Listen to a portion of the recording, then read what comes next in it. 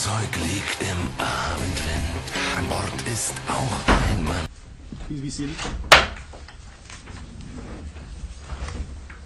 We're here on State of Oregon versus Andrew Glenn Clark, 211314-234. Mr. Hasselman's here for the state. Mr. Bonds is here with Mr. Clark, is that right? Yes, that's correct, Your Honor. This was a case that was originally set in front of Judge Vogt on the motion docket. It was transferred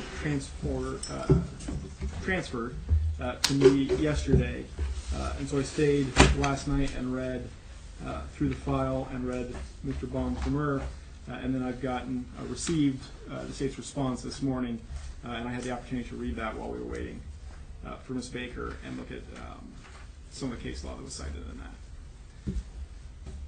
Mr. Bonds, whenever you're ready. Okay, Your Honor. Well, first I'd move to strike the state's response. I haven't had the opportunity to read it. It was just handed to me just this morning. And I certainly haven't had a chance to go through the case law that's cited here, so I'd ask to strike it. Certainly, oral argument can be made on the state's behalf. First, but in the chance that the court did not grant my motion to strike, I'll go through these arguments in kind of a linear fashion. Well, let me ask you this, Mr. Bonds. Would you like time to read it? Well, I mean, we could do this tomorrow or whenever would fit with you.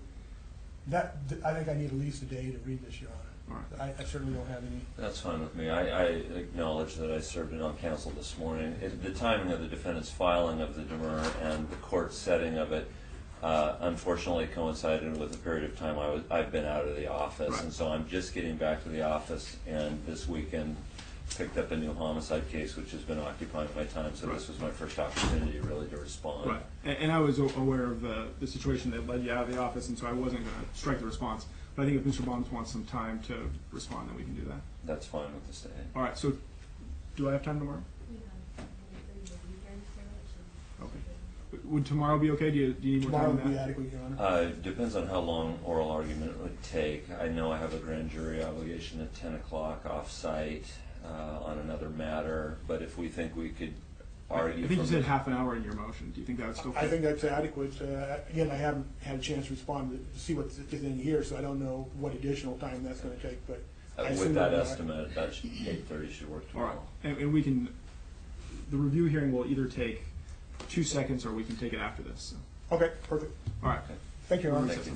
Now, actually, there's one other matter I wanted to bring to the court's attention. I'm not sure if the court was aware, but I was notified yesterday afternoon that the defendant's release agreement, the pretrial services had filed a motion to revoke that, and it was expected it would be signed.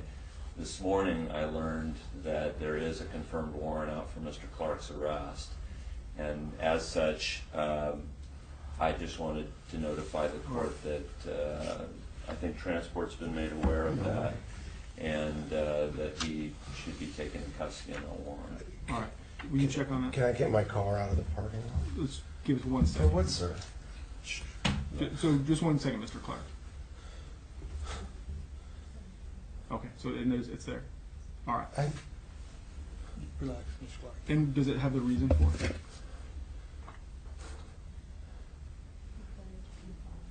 I didn't feel compelled.